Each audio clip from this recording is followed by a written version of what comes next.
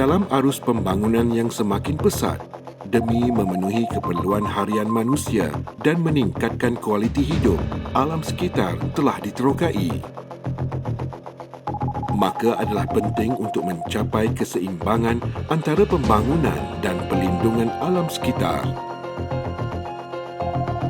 Pada tahun 1992, Persidangan Alam Sekitar dan Pembangunan telah dianjurkan oleh Pertubuhan Bangsa-Bangsa Bersatu di Rio, Brazil. Persidangan ini juga dikenali sebagai Persidangan Rio telah membincangkan isu-isu mengenai alam sekitar dan pembangunan. Sejajar dengan pendekatan pembangunan lestari, 2 tahun selepas Persidangan Rio, Institut Alam Sekitar dan Pembangunan ataupun dikenali sebagai Lestari telah ditubuhkan oleh UKM pada 1 Oktober 1994. Pada awalnya, Lestari diterajui oleh seorang pengarah dan 4 pengarah bersekutu, masing-masing bertanggungjawab mengetuai latihan dan penyelidikan. Lestari ditubuhkan untuk menjalankan penyelidikan menyeluruh dan komprehensif berkaitan alam sekitar dan pembangunan serta membantu pihak kerajaan dalam penggubalan dasar.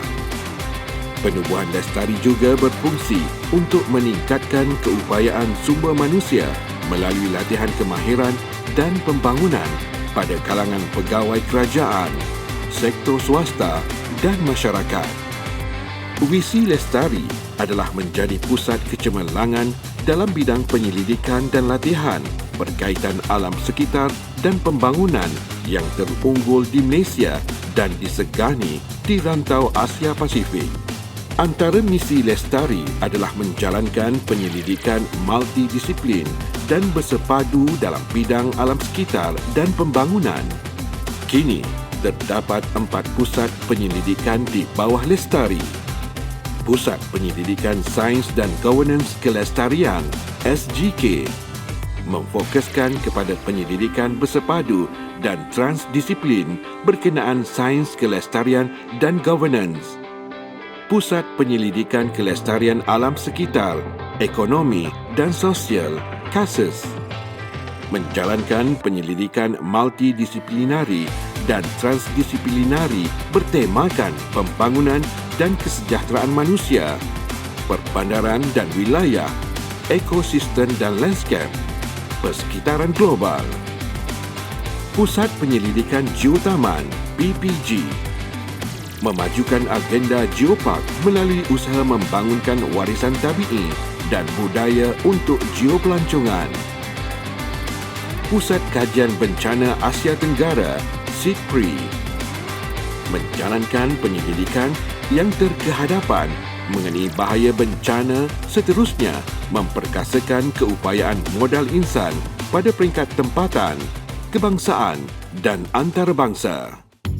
Sebagai institut yang menjalankan penyelidikan yang bersifat multidisiplin, interdisiplin dan transdisiplin dalam sains kelestarian, Lestari menawarkan 3 program siswaza yakni mod penyelidikan iaitu program Dr. Falsafah, program Sarjana Sains dan program Sarjana Sastra.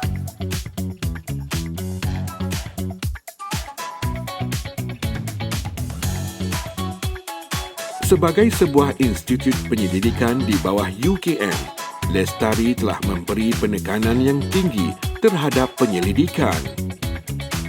Ini terbukti apabila Lestari telah membawa masuk 433 projek penyelidikan dan jumlah projek penyelidikan sebanyak RM59 juta. Hasil penyelidikan Lestari juga beralih daripada teori kepada pelaksanaan, iaitu Lestari terlibat dalam penyediaan kertas polisi. Pencapaian Lestari dipacu oleh aktiviti-aktiviti penyelidikan yang dijalankan di dalam pelbagai bidang berkaitan alam sekitar dan pembangunan.